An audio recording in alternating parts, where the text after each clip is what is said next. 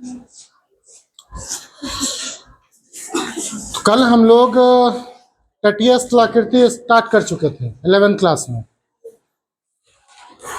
तो आज फिर से हम लोग आपके 11th क्लास में तटीय स्थलाकृति पर बात करेंगे। तटीय स्थलाकृति हुई थी स्टार्ट? नहीं, कल हम लोग कंक्लूड किए थे हिमनदी स्थलाकृति को शायद, है ना। तो आज तटीय स्थलाकृति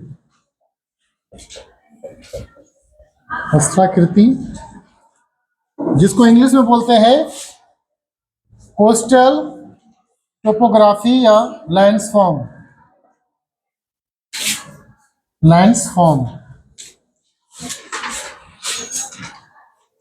ठीक है। तो आज की क्लास में हम लोग बात करेंगे, कल जहां से समाप्त किए थे, कल हो चुका था तटीय तरंग और धाराएं, तो बताए थे कल।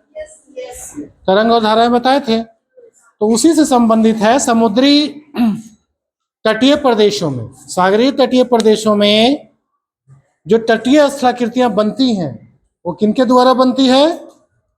तो सागरीय लहरों अथवा धाराओं के विभिन्न कार्यों के द्वारा। कल का क्लास हुआ था इसी पे। सागरीय लहर और तरंग क्या है वो बताए थे, उनके कार्य कौन कौन से वो हम लोग कर चुके थे। जलगति क्रिया, घोलन क्रिया, दबाव क्रिया, ठीक है ना, सारी चीजें हो चुकी थी।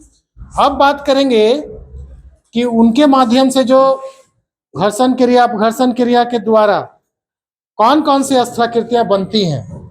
ठीक है। तो इनके तटीय स्थलाकृतियों का दो प्रकार से, जैसे कि हर एक लैंडफॉर्म बनता है उसी प्रकार इसमें भी है। तो तटीय स्थलाकृतियां या कोस्टल टोपोग्राफी लैंडफॉर्म दो रूप से होते हैं। पहला हो गया आपका क्या? तो इरोजनल लैंडफॉर्म, और दूसरा कौन सा है? तो डिपोजिशनल। ठीक है, डिपोजिशनल लैंडफॉर्म। हिंदी में बोलते हैं अपरदनात्मक स्थलाकृतियां,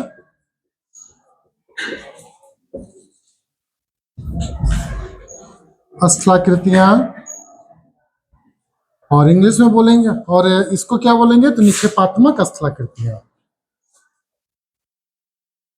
इसको बनाइएगा नहीं, अभी समझ लीजिए पहले, अभी बनाना नहीं है, समझिए पहले, फिर हम लोग लिखेंगे तब इसको बनाइएगा। पहले इसको आप ब्रीफली जान लीजिए कि है क्या चीज। ठीक है, जैसे हम लोग हर एक लैंडफॉर्म को किए हैं उसी प्रकार इसको भी करेंगे। ठीक है।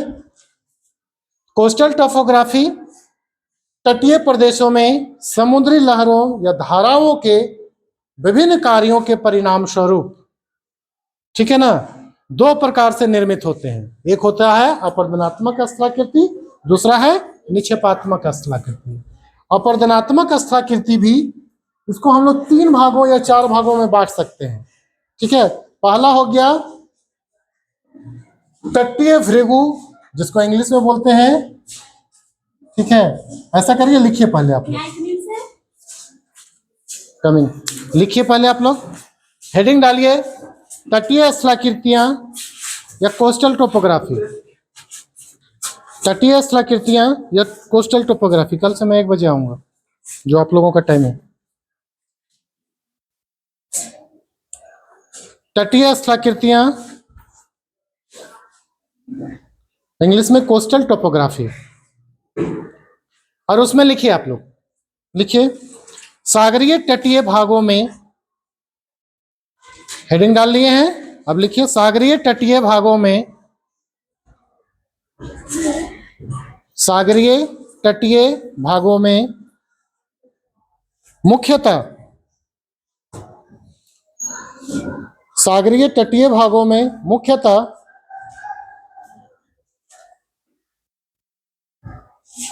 दो प्रकार के स्थलाकृतियों का निर्माण होता है। सागरीय तटीय भागों में मुख्यतः 2 प्रकार के स्थलाकृतियों का निर्माण होता है। इस चैप्टर का, इस टॉपिक का दूसरा क्लास है ये। कल एक पहला क्लास था सागरीय धाराओं एवं तरंगे, उस पर डिटेल किए थे सागरीय तरंगों और धाराओं के कार्य। और आज हम लोग कर रहे हैं सागरीय धाराओं या तरंगों के कार्यों द्वारा निर्मित स्थलाकृतियां, है ना। तो ये दूसरा क्लास है आज उस टॉपिक पर। लिखिए, सागरीय तटीय भागों में मुख्यतः दो प्रकार की स्थलाकृतियों का निर्माण होता है। पहला लिखिए, पहला अपरदनात्मक स्थलाकृतियां, जिसको अंग्रेजी में बोलते हैं erosional erosional landform, erosional landform. और दूसरा है, इसको हिंदी में बोलेंगे अपरदनात्मक स्थलाकृतियां, दूसरा है डिपोजिशनल लैंडफॉर्म। अच्छा ये साइड छूट गया ना, डिपोजिशनल, हाँ डिपोजिशनल लैंडफॉर्म।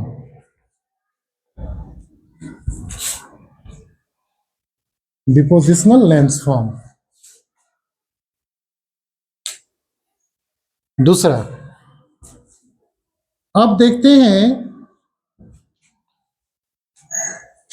कि अपरदनात्मक स्थलाकृतियां, ठीक है, मेन हेडिंग डालिएगा, मेन अपरदनात्मक स्थलाकृतियां, इसके बारे में हम लोग बात करेंगे, ठीक है। तो जैसा कि हम लोग हर एक स्थलाकृतियों के अध्ययन में देख चुके हैं कि उन जो कारक है बाह्य कारक, उनके द्वारा दो प्रकार की स्थलाकृतियां बनती हैं, एक अपर्दन से संबंधित और एक निक्षेपण से संबंधित।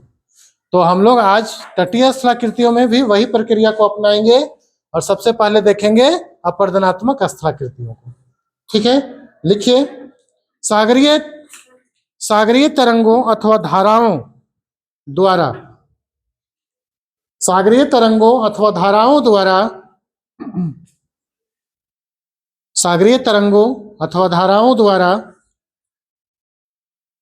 तटीय प्रदेशों में, सागरीय तरंगों अथवा धाराओं द्वारा तटीय प्रदेशों में विभिन्न अपरदनात्मक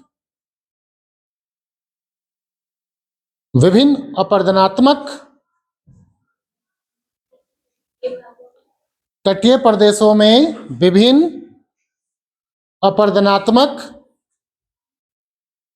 कार्यों के फलस्वरूप, विभिन्न अपरदनात्मक कार्यों के फलस्वरूप, विभिन्न अपरदनात्मक कार्यों के फलस्वरूप निम्नलिखित तटीय स्थलाकृतियों, निम्नलिखित तटीय स्थलाकृतियों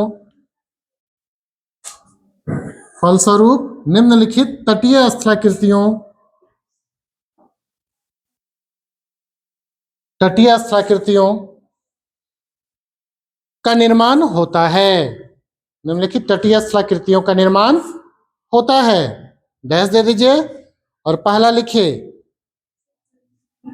निम्नलिखित तटीय स्थलाकृतियों का निर्माण होता है, डैश देके पहला लिखिए आप लोग, ठीक है।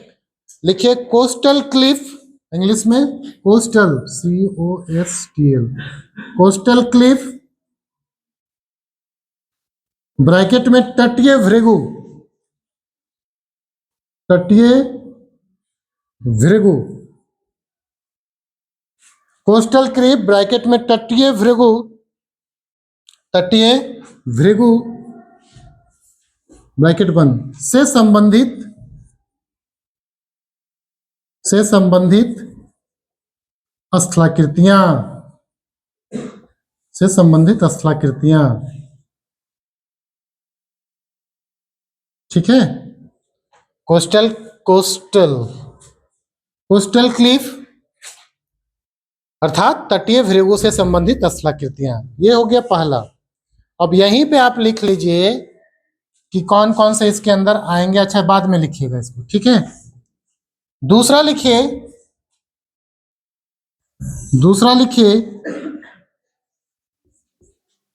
दूसरा में लिखिए cave and headland, CAV, cave and headland, headland. इसको हिंदी में बोलते हैं लघु निवेशिका या कंदरा। तो आपके बुक में कंदरा है तो हम लोग कंदरा करके चलेंगे। लिखिए कंदरा और शीर्ष स्थल, कंदरा या कंदराएं में कंदरा लिखो, एवं शीर्ष स्थल, शीर्ष स्थल। ठीक। तीसरा जो है स्थलाकृतियों के समूह में वो है हेडलैंड, हेडलैंड यानी इससे संबंधित, हेडलैंड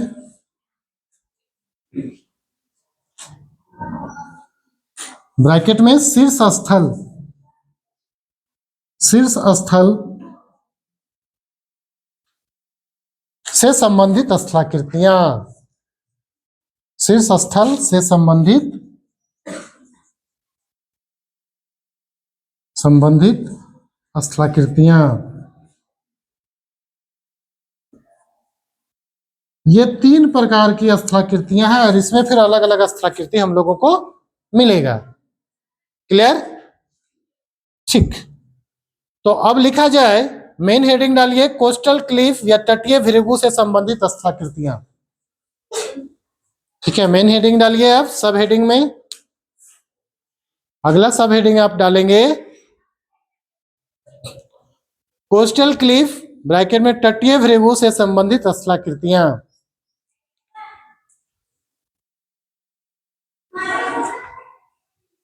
कोस्टल क्लिफ या तटीय भृगु से संबंधित स्थलाकृतियां।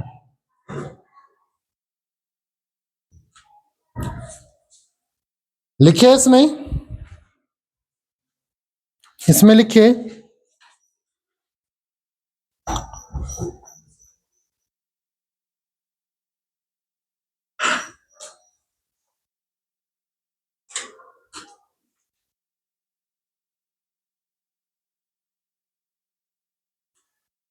लिखिए तटीय भृगु, तटीय भृगु, तटीय भृगु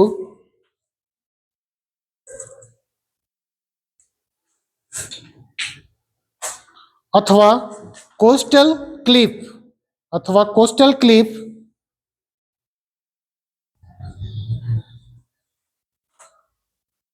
कोस्टल क्लिफ से संबंधित स्थलाकृतियों, से संबंधित स्थलाकृतियों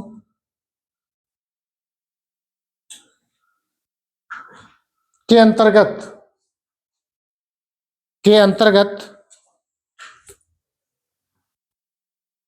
निम्नलिखित स्थलाकृतियों को शामिल किया जाता है, के अंतर्गत निम्नलिखित स्थलाकृतियों को शामिल किया जाता है। निम्नलिखित स्थलाकृतियों को शामिल किया जाता है। ठीक है, निम्नलिखित कर दिए। अब उसमें रोमन का छोटा अंक में लिखेंगे कौन कौन से इसमें आएंगे। सो पहला में लिखिए,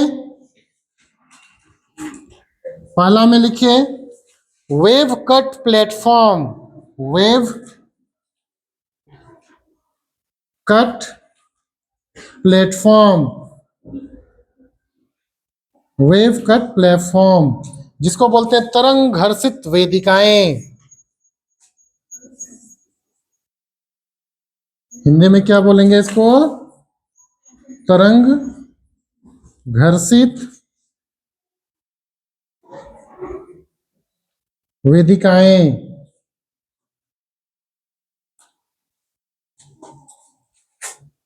दूसरा लिखिए कैव, मतलब कंदरा, कंदरा जिसको गुफा भी बोल सकते हैं हम लोग, तटीय गुफा। कैव यानी कंदरा।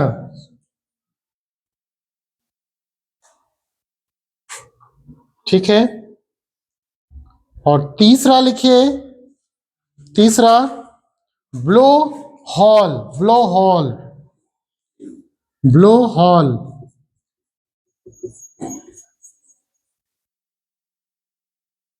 ब्लो होल, होल मतलब छिद्र, ब्लो मतलब बहना। ठीक है, इसको बोल सकते हैं प्राकृतिक चिमनी, लेकिन सेम नहीं होगा, इसका नाम हो जाता है हिंदी में अलग, प्राकृतिक चिमनी। यानी ऐसी चिमनी जिससे हवाएं बाहर निकलती हैं तटीय भागों में, प्राकृतिक चिमनी, प्राकृतिक चिमनी। ठीक है, नेक्स्ट लिखिए इसी में चौथा, इंटेल या जियो। चौथा इनलेट, सॉरी इनलेट और जियो, जीईओ, जियो, इंटेल और जियो। और ये वाला हो गया दूसरा,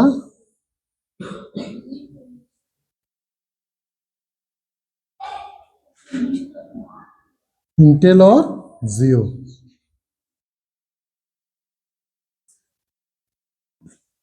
ठीक है, ये कुछ हो गए मुख्य, दूसरा तो हम लोग कर ही चुके हैं। ठीक है, आप लोग ऐसा करिए, इसके नीचे फ्लो चार्ट को बना लीजिए, तब हम लोग फिर एक एक करके फिर डिटेल लिखेंगे उसका, कि कोस्टल क्लिफ क्या है, वेव कट प्लेटफॉर्म क्या है, केव क्या है, ब्लो हॉल क्या है, और इनलेट और जियो क्या है। तो देखिए इसके अंतर्गत ध्यान से समझिए, अपरदनात्मक स्थलाकृतियों के अंतर्गत हम लोग 3 समूहों में बांट दिए उन स्थलाकृतियों को। एक समूह कौन हुआ, तो coastal Cliff and related landform first, second is cave and headland, and third is headland related landform.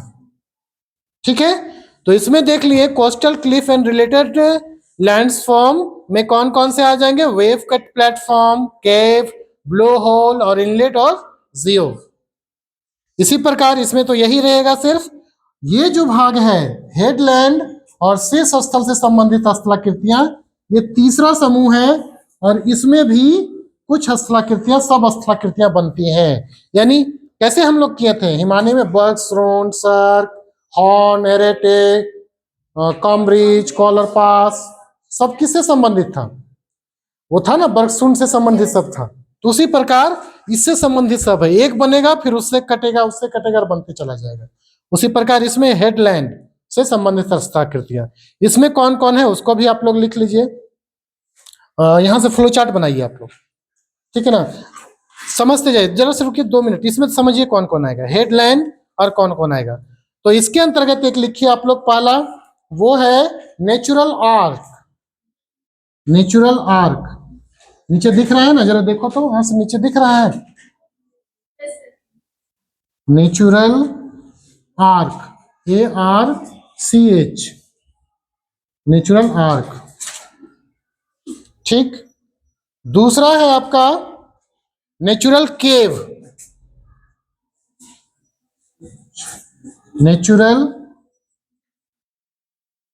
केव यानी गुफा, प्राकृतिक गुफा।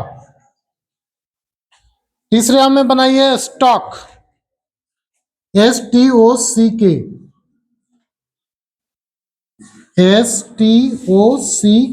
स्टॉक। और फोर्थ में अस्टक, फोर्थ में अस्टक। नहीं दिख रहा होगा पीछे तो इधर लिख देते हैं इसको, है ना, बोला करिए आप लोग कि नहीं दिख रहा है, तो इसको मैं आगे कर दे रहा हूं। इसके अंतर्गत कुछ स्थलाकृतियां बन रही हैं, वो स्थलाकृतियां कौन कौन है देख लेते हैं। पहला में था नेचुरल आर्क,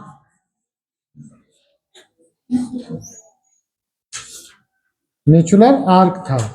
दूसरा था नेचुरल केव,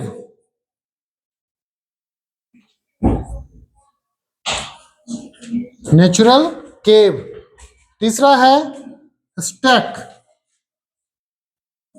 तीसरा है स्टेक, और यही आपके एनसीईआरटी बुक में लिखा हुआ है। ठीक है, STACK। और चौथा है स्टक। ठीक है, स्टक, इसको कल हम लोग डिटेल करेंगे, तो इसको आप बना लीजिए। हम लोग इस पे बात कर रहे हैं इसलिए सिर्फ इसे करेंगे, नेक्स्ट जब करेंगे तब वहां पे जाएंगे। इसको आप लोग बना लीजिए बढ़िया से।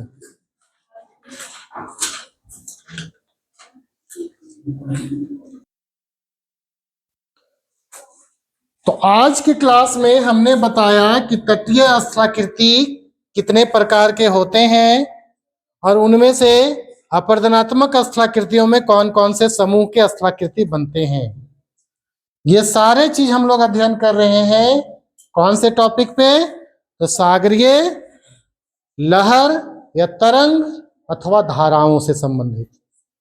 हमने कल आपको बताया कल के क्लास में कि सागरीय तरंग और धाराएं होती क्या हैं, उसका फिगर बना के दिखाए थे कि समुद्र या सागर में चंद्रमा और सूर्य के आकर्षण बल से जो सागर में लहरें उठती हैं, ऊपर उठती हैं और नीचे गिरती हैं, उसी को हम लोग सागरीय तरंग, लहर या धाराएं कहते हैं।